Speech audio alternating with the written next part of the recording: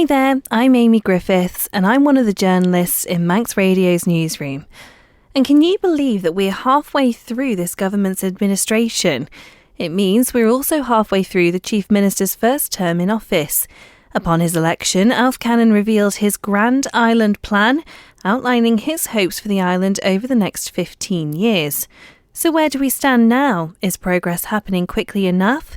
He's been telling me how he feels his administration has performed so far. So we're making good progress in terms of delivering on our high-level objectives. And this is a government that has set out a very clear plan for the island and particularly its future economy. And I think that is really important. And I think that what it has done, it has engaged across government. It's given us clear focus, clear targets, clear priorities. And those headline figures that I talked about in terms of growing the working population, delivering more revenue for the Treasury, building a more sustainable future in terms of our approach to energy, for example, are all being delivered. So we have got more people now registered for work, 700 or so more people registered for work. We are delivering a greater income stream, as you might expect, with an increase in the workforce. We are building more houses. I think we're on track to complete the 1,000 homes that not only completed but also exceeded the 1,000 targeted homes for this administration. Most of those are being built in the private sector.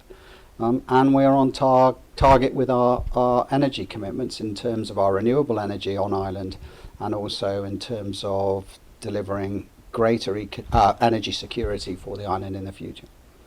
And if we just pick up on some of those points, so you mentioned there growing the workforce, which is at the moment, it is a global issue, particularly within the healthcare industry. And how much of a challenge has that been to try and combat that issue?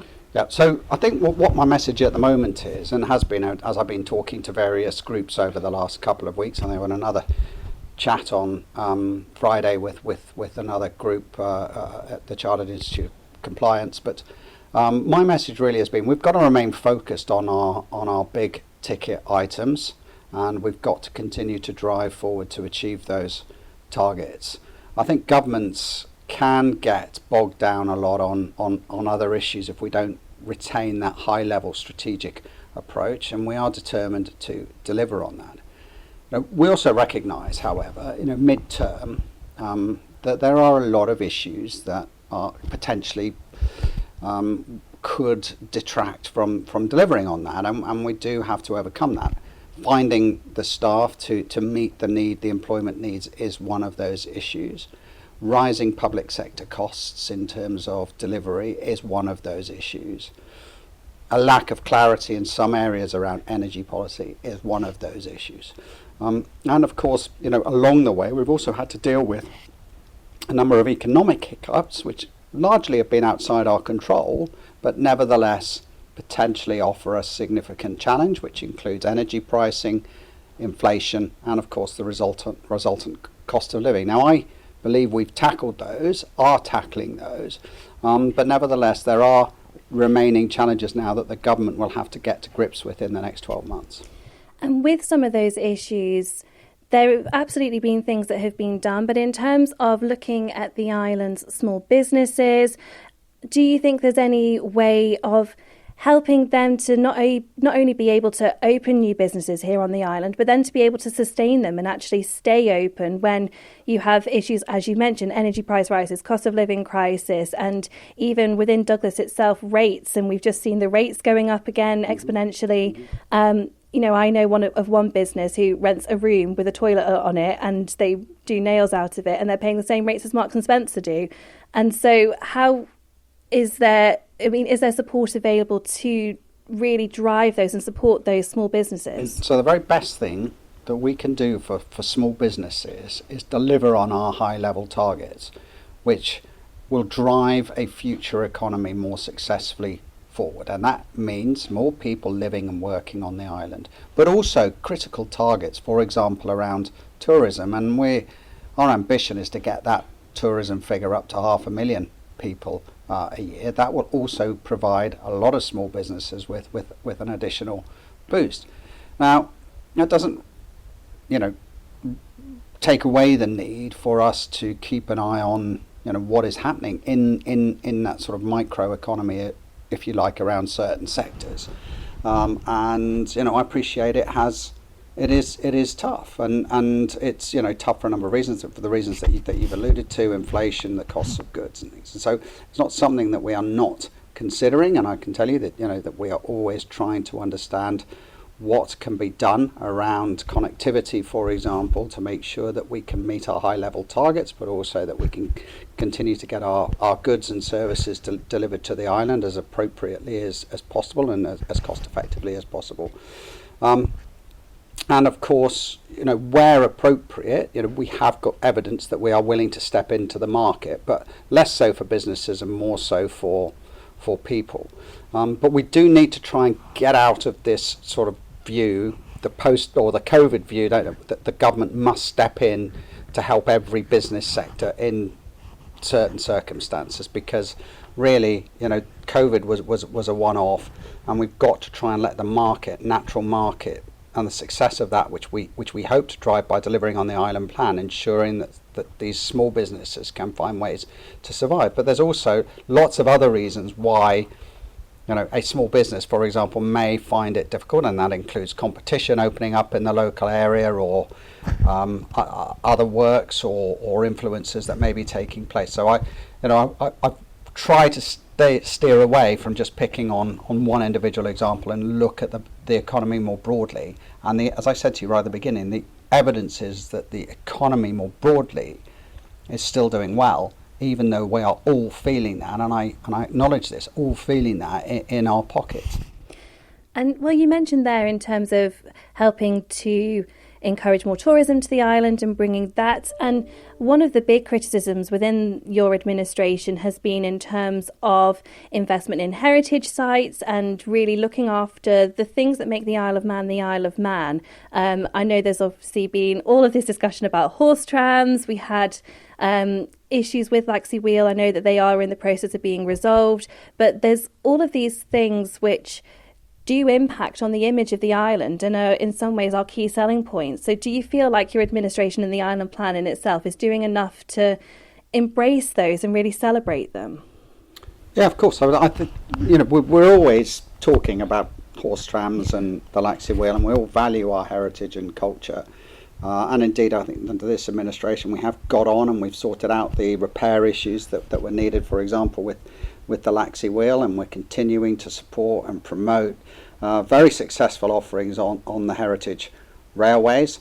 That doesn't mean to say that we shouldn't examine these items and make sure that we are getting the best value from them, but also acknowledging they are part of our cultural heritage, and we really want to try and maintain that into the longer term. But you know, they are issues. They are important issues. But of course, our priorities really have been setting about recovering from COVID, delivering an economic strategy, getting the housing agenda right for people, and you know, absolutely these are important day-to-day issues, business as usual issues that must be addressed, must be looked at. But also, I don't want, as I keep saying to people, look, keep at the high level in terms of our strategic delivery on what is going to make this island successful into the future. But of course, alongside that, you know, you're going to have important debates around horse trams, electric railways, cultural sites and things, and rightly so. And many would say, I mean, yes, of course, look at the bigger picture and be able to see the direction that we're going in, and it's great to be able to have a direction that we're going in. But if we're going to be trying to diversify the economy, if we're going to be trying to attract new businesses, new people, new workforces here, we have to really show ourselves in the best possible light and have those things to be able to offer to them. So, I mean, can you understand it from that perspective? Of course, agreed. Yeah. I mean, I think absolutely. It's all part of our, you know, we set the high level objective of getting 500,000 tourists here, right? 500,000 people, you know, part of that significant tourist offering, for example, will be electric railways availability and how people access it and costs, etc., associated with that.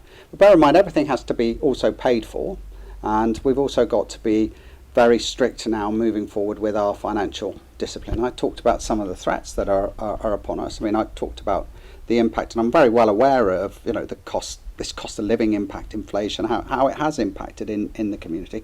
It's impacted on government finances as well. And there is an absolute need. One of our core priorities next year is to get public sector spending into a very rigorous, disciplined position. Because I think we will all acknowledge now that the sort of post-COVID inflation, Ukraine war, energy price hangover is really kicking in, or impacts are really kicking in. We've seen a lot of public sector pay rise increases over the last couple of years. There's more demands for pay coming forward. There's more demands on a health service, for example. And clearly we've only got a limited sum of money. We've got to get this deficit back under control now. There's an overriding need to do that, and so that's absolutely one of our financial priorities. But of course, so we've got to be careful about how and where we are allocating and spending our money. So we've got to have transparency as well around all these areas, and making sure that they are, we are looking after them properly, but we are also making sure that we are looking after taxpayers' money properly as well. Okay, so one of the big topics that you're focusing on is housing, and I know you mentioned that was it 1,000 homes, over 1,000 homes being built and things like that. Obviously, the housing crisis is something that it's still being felt the effects of, and a lot of people, everyone talks about first-time buyers, but in terms of renting properties as well, the competition there, the prices there, there's public sector housing, and the fact that in the last 10 years, 9 public sector houses have been built on the island. So do you feel like there's been enough progress in trying to combat this issue for people, that people can tangibly see? Well, there's been far more than 9 public sector houses. I think that whether that applies to the Department of Infrastructure, but I can tell you across the local authorities, there's been far more than 9 housing units built in the last decade. I think we still remain committed to this. I mean, that's why we have improved our planning processes. That's why we have sought to ensure and encourage that private sector building programme. And doing that and achieving that target will go some way to alleviating the pressure. That's why the Manx Development Corporation has been encouraged to get on with the hospital site, the old nurses' home there. They will be apartments built there that will be available for key public sector workers and others in key industries. So we're trying to alleviate that in one way. We are already declared last year that we are proactively assessing now the creation of a housing association to free perhaps the tackling of some of these housing issues up and releasing them from sort of direct government control, and creating a more fluid and flexible body that will be able to react, I guess, more proactively to some of these challenges. And of course, we also need to make sure that we are properly supporting the local authorities, which we do regularly in terms of the financing and loans that they need to get on and also tackle it. So, look, there's still a lot to do in this area. I'm a little bit nervous about this word crisis. I would say, the housing challenges, definitely. I mean, I absolutely accept there are challenges. I accept that cost of housing is a concern. But we are taking a lot of steps to make sure that there is adequate housing on this island, and that people have opportunities, to get on the housing ladder. And as I say, there's still quite a lot of work to be done, but I've already evidenced that we are making substantial progress towards alleviating some of those burdens. Do you feel like that progress is quick enough? Well, it's never quick enough. Look, I don't think anywhere is ever going to build enough social housing, for example, to satisfy absolute demand. But we make sure we've got the right blend of offering, and that we are continuing to progress. So, for example, not only are we building all these houses in the private sector, and of course a proportion of those are designed then for first-time buyers. Not only are we progressing with projects like the nurses' home project, but we're also now increasing capacity further with the Island Infrastructure Scheme that will see 3 critical brownfield sites developed. Along with that will come more housing and we're going to, we're reassessing at the moment effectively what more we need to do when it comes to brownfield sites. We've got the Manx Development Corporation, I know, with capacity now to look at other potential projects, and I'm keen to make sure that government's coordination around its strategic asset base is also as refined as it possibly can be, so that we're not holding on to sites any longer than we need to. And I think there's clearly some room for improvement in that area. So there's a lot to do. It's a major piece of work for us, and we're delivering. It's helping benefit the economy. We're building more houses for people, but still more is needed. And something else I just wanted to talk to you about as well is in terms of public perception and what they see in terms of the work that's being done by government. We've seen an awful lot of reports in this administration. I think, £6 million has been spent on reports so far, I think is the figure that we found. I think that's a cumulative figure. Yes, yeah, exactly. I'm not sure is it just in this administration anyway. But yeah, and I think, do you feel like, while obviously it's, of course, you need to know the situation that you're entering into to be able to think about the best possible way forward, but do you feel like it's just been report after report after report and then not so much action then taken on those said reports? Well, I think you probably need to give me a specific example, but I think as you asked me that question, are we making progress against our island plan? The answer to that is clearly yes, and I can demonstrate that with the high level figures. One item, for example, that hasn't had much, as far as I can see, much press. Yes, it's had a bit, but I think should be celebrated more. We promised a new educational assessment scheme, i.e. we haven't had Ofsted the tables, put in tables. We've moved away from that for a number of years. It's not really been clear how we've been measuring ourselves, and one of our tasks was to get in place a new quality assurance scheme for education. That has now been put together. The first schools will shortly be undergoing their first assessments, and I hope that's going to start to bring transparency to the quality of not just education but the quality of delivery in that whole sort of school environment. So that's clearly one example, I think, where we've gone way beyond what we set out to do. We've successfully delivered.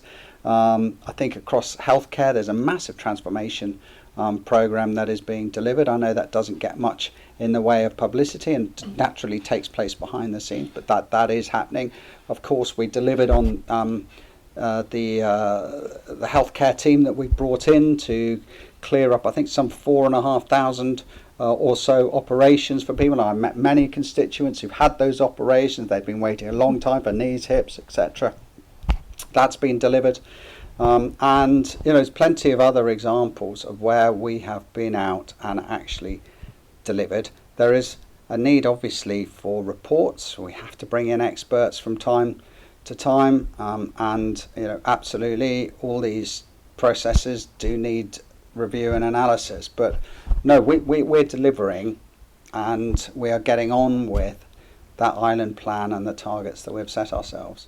I mean, you asked for examples. I think the first one, the most recent one that springs to mind, is in terms of the one looking into regional sports hubs, and as a wider context than Castle Rushen High School. I think that has obviously been a massive talking point recently. And do you feel like progress is moving quickly enough, particularly in the Castle Rushen High School complex, when we've had years this has been spoken about, and we've had various previous administrations that invest money into it and get nowhere, invest money into it, get nowhere.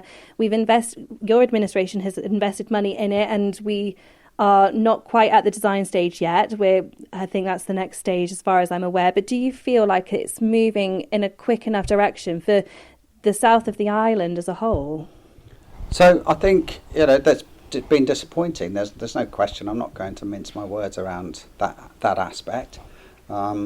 For whatever reasons, there's been years of talk and not much in terms of actual delivery. This government is determined to deliver on that. We've set a clear date now on that sort of 2029, 2030 year point.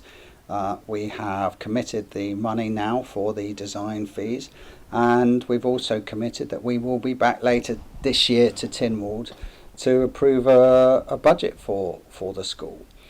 So we are making progress on Castle Rush, and we've seen the master plan now, so that's the first time anybody, as far as I'm aware, has seen the proper master plan design. We've committed now to a sports hub that will sit alongside that. So I don't really want to dwell too much on what's gone on in the previous administration, but I'm telling you that under this administration, actually, and I do support the Minister on this, we've made more progress than has been achieved in the past. And I'm again determined that a concerted effort will be put into now getting that delivered. With government culture, obviously the Roslyn Ranson Tribunal highlighted a number of issues within government. You yourself made a commitment to working towards changing culture within government. How do you feel that is progressing? Yeah, so I set out a number of critical reaction points to whatever to that tribunal when it was progressing, and those points included non-executive directors in government. They included changing the profile and structures around the chief secretary, creating chief executive officer role, putting more accountability at the top, creating an operations performance board, looking at the HR, human resources contribution and what was going on in that respect. I would say we've made some really good progress, and along the way, proactively, the former interim chief executive officer, the current chief executive officer, really have looked to start engaging more comprehensively across the workforce. So it is work in progress, but we are delivering on the commitments that we made. I think there's work to do. I'm not going to shy away from that, but our achievements today is to put in place the foundations to deliver more effective outcomes. And I think this is the important thing. What we want, is a motivated, committed workforce who are delivering the best possible outcomes for the public that we look after and serve on a daily basis. And I think within that, obviously, all of the majority of the Isle of Man government job adverts I see they say live, work, thrive on the Isle of Man. Do you feel confident that people can do that within the government now? Yeah, I do. I mean, it's a high pressured environment. I don't take away, but particularly in some of the frontline services, it can be difficult, and we can see those problems. Patient workloads and things, for example, in the health service, increased security threats for the police service, for example. So, and of course, teachers and teaching staff, you've got a post-COVID recovery, I guess, that's going on within the education system there, and concerns, I guess, from all of us. So, arising numbers of children who are being put into or labelled into different categories and things, and potential mental health issues. So it's a challenge for frontline workers, right? They've got my admiration and respect. I'll tell you what we have done is that we have tried to create a better environment for them. We've certainly tried to make sure that we've maturely and properly addressed pay. As you know, there was a long-going teachers' dispute, for example. I think under this administration we have reached, I hope, a proper mature position with the teaching unions, the schools, and slowly but surely they are starting to recover after quite a lot of period of disruption. But as I say, there's still a lot ongoing beyond that. But I guess the critical point within that is that people feel comfortable in their working environment. Again, we have improved as part of that response to the Ranson affair, the whistleblowing procedures, processes within government now. We've got clarity on hotlines and how things will be investigated. So, in a workforce of 7,500 plus people across a wide range of disciplines and service areas, there's always going to be problems, I guess. I don't think you're ever going to have a absolutely perfect environment. I think the critical point is, though, that when we find those problems, where we recognise them, that we try to do something about it and try to get them resolved. And that's my aim and my ambition. And there's always a lot to do. And I guess the other critical point is to make sure we are investing some time in our people and making sure that people are receiving proper time and attention, whatever place they hold within the public service, but also that our leaders and managers are also getting the proper support and the right training as well to ensure that they properly are trained properly to look after people. Within the Council of Ministers, obviously, I know with the Southern Pool itself is kind of its own issue, but it kind of highlighted the fact that there isn't actually a Southern MHK within the Council of Ministers. Can you understand why the South may feel like it's been forgotten about, which is a direct quote that people have said to us in light of the Southern Pool? I don't blame Southern MHKs for supporting their community. Some of the language, I think, has probably not been that appropriate. I think, we're delivering an island plan for everybody.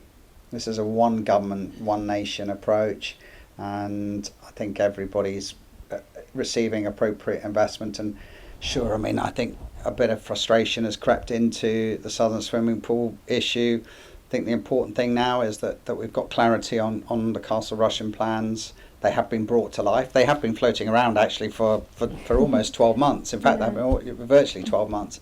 Perhaps they've just not been brought to life, and we've done that. We've done that now, and I think there's clear evidence I can point to. Certainly the Island Infrastructure Scheme, which is bringing investment down to Port Erin, for example.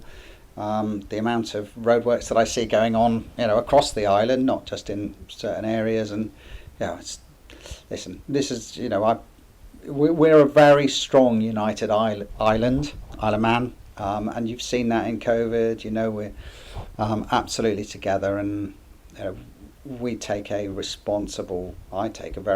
council takes a very responsible view in terms of making sure that we're delivering for everybody on the island.